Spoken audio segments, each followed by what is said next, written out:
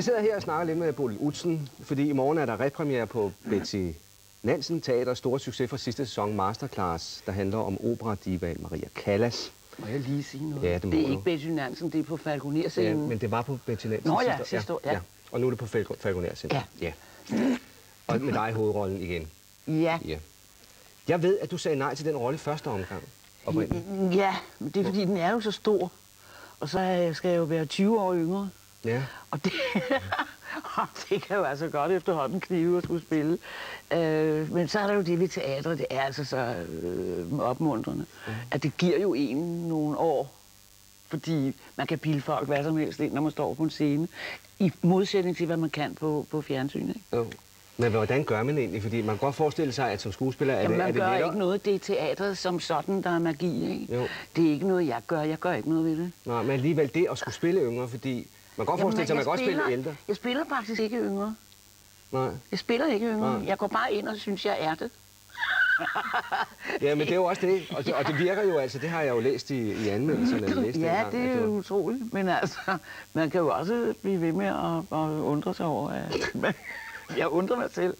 Men jeg elsker at spille den rolle, jeg kan godt lide det. Hvorfor? Hvad er det, du godt lide? Jeg synes, det er dejligt her. Jeg elsker det. Hvor meget kendskab havde du til hende i forvejen? Og hvor meget? Jeg havde meget. Ja. Jeg havde meget, og var meget stor fan af hende. Og synes hun, altså, den måde, hun synger på, er jo noget, der tiltaler mig gevaldigt. Altså. Fordi hun er så dramatisk, ikke? Det går jo over stok og sten, og hun spænder over et enormt register, ikke? Ja.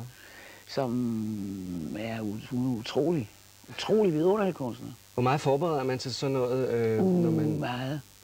Det er jo også det. Forberedelserne er jo... Der er nogen, der synes prøver er så vidunderligt. Det synes jeg altså ikke. Jeg synes, det er sjovt, når der er folk i bassinet, det må jeg sige. Det kan jeg bedst lide. Så det, jamen okay, men det er så prøver, men forbereder indvendigt, mener du? Men, men det er sætte sig ind i damen. Det er noget med at læse om hende og høre alle hendes plader. Og det kan man jo næsten ikke, fordi der er jo så meget. Og se en hel masse videoer. Ja. Ikke, så kan man også sige, at når man nu har set for meget til hende, så kan man jo også sige, hvor tør du? Og det tør jeg sådan set heller ikke, før jeg går ind. Ja. Hvilket indtryk har du af hende? Altså, vi har jo alle sammen et indtryk af hende, også som bare har fulgt hende sådan helt overfladisk dengang. Jamen, hvad er det? Jamen, jeg tænker på for eksempel sådan et billede der med Onassis der, og den ulykkelige kærlighed, ikke? Vi vidste, hun var en dramatisk dame. Vi vidste, at hun havde en ulykkelig kærlighed til Onassis, fordi han faldt for Jacqueline Kennedy. Jamen, han kom jo tilbage. Ja.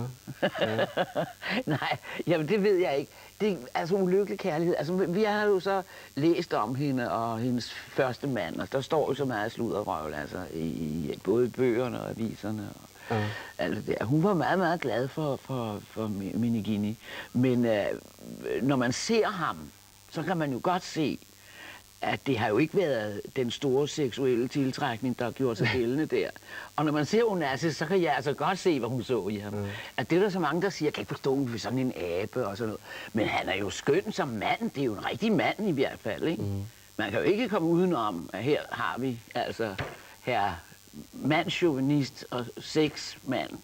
Bang, 20 chokolademand. Men hvorfor falder en kvinde? Så falder hun selvfølgelig for det, hvis hun har Hvad er det, en kvinde bliver tiltrukket af hos en mandschauvinist? Ja, men altså, det kan du da nok begribe. Jeg vil bare have dig til at fortælle det. Jamen, altså, det bliver man jo, fordi det er så overvældende. Det er det jo. Hvis man har haft sådan en sød, pæn, beskeden mand, der har været...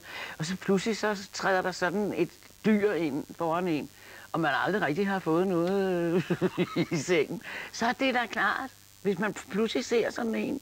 Altså, sådan som du fortæller det, så virker det som om, det kan du sagtens genkende hos dig selv også. Jamen, det kunne jeg da godt, ja. Var hun ulykkelig? Jeg kan godt lide rigtige mænd. Ja. Jeg har selv en. Ja. Hvordan går det med ham? For jeg har læst, at han har været syg. Jo, men altså, han er blevet 90 forleden dag, og det er han jo meget, meget vred over. Fordi det fører jo nogle visse svagheder med sig, selvfølgelig. Men han har det faktisk meget godt. Maria Callas, den skæbne, som man også, det indtryk, man også har, det var, at det var sådan ulykkeligt. Hun døde, altså hun var jo ikke mere end par 50. Vel? Nej, men altså, det er jo også en... Altså, jeg fatter jo slet ikke, nogen kan holde til sådan et liv, altså. Hvor de farer fra den ene ende af verden til den anden, og synger og skal præstere det, de skal præstere. Og så bliver udsat for al den presse, hets og omtale, ikke? Som jo, altså hendes, for eksempel det ry, hun pludselig havde for altid at aflyse sine forestillinger. Hun aflyste færre forestillinger end de fleste sopraner.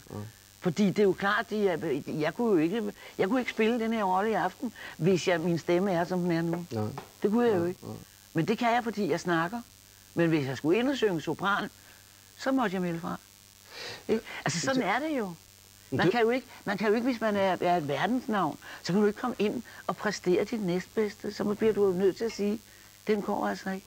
Men var det der skete med hende, at hun havde svært ved at præstere det bedste? Altså døde hun ulykkelig i virkeligheden? Det skal jeg ikke kunne udtale mig om. Det har hun jo nok gjort. Fordi det er jo, hvis man har haft sådan en karriere og sat så meget ind på den, som hun jo gjorde, ikke? Det var også derfor, hun faldt for Onassis, da han endelig tonede frem, ikke? Fordi hun havde brugt hele sit liv på den karriere. Hun havde jo hele livet for hende, havde indtil da drejede sig om karrieren. Det var det eneste, der betød noget. Og hun malede, hun reagerede, og hun sang, og hun øvede sig og gjorde ved hele tiden. Og så kom han ind og væltede det hele. Og det er jo klart, man kan ikke både det og så begynde at fare rundt med jetsættet om natten og sådan noget. Nej, så mister man stemmen. Når du fremstiller Maria Callas, som du selv siger, du synger ikke. Hvordan undgår man så, at der mangler en dimension ved hende i den fremstilling? Det er jo en masterclass, jeg holder, ikke? Ja. Med nogle unge sangere, så de synger. Ja. Og så har jeg jo selv Callas i baggrunden spillende, når jeg til visse monologer, jeg har. Ja. Det er faktisk meget teatralsk godt, det vil sige. Hvorfor? Det er virkningsfuldt. Det er meget virkningsfuldt. Ja, men altså, det var jo også forfærdeligt lige i starten, når de satte de der bånd på med hende, og jeg så skulle sidde og snakke til. Det ville jeg jo ikke simpelthen, for jeg ville jo ikke ødelægge det vidunderlige der. Det er jo vidunderlig musik, ikke? Man bliver jo fuldstændig så gåsehud, så det kan jeg ikke snakke til, så det vil jeg ikke. Men det bliver jeg jo nødt til, når det er det stykke, ikke? Så må man høre det så mange gange. Hvor meget har du selv været med til at forme figuren og de ting, der bliver sagt og sådan noget, som du selv siger? Jo, altså jeg er jo altid lidt med til at forme det, ikke? Det er jeg, og jeg kan ikke lade være. Jeg kan ikke lade være. Jeg modellerer lidt efter mig selv, ikke? Er det så for... Nu er det jo altså ikke Shakespeare, det er det ikke. Det er det bestemt ikke, men det er meget brugbart. Var det fordi, du var betænkelig ved det udtryk, som hun fik, eller havde oprindeligt i teksten? Havde det noget at gøre med det? Nej, for det er ikke lavet sådan væsentligt om. Jeg modellerer det bare sådan til mit eget sprog. Når jeg skal sige så meget, bliver jeg jo nødt til at gøre det til mit eget. Ikke? Ja. Og så efter det, som jeg så har hørt om hende, og hende selv for eksempel øvrigt, har hun jo lavet masterclasses, ikke, som foreligger på bånd. Ja. Det må jeg jo så sidde og hørt. Ja. Og så kan man jo, så former man jo figurerne efter det, ikke? Ja. Hvad med... Det er meget morsomt, altså. Hele den periode er sjov.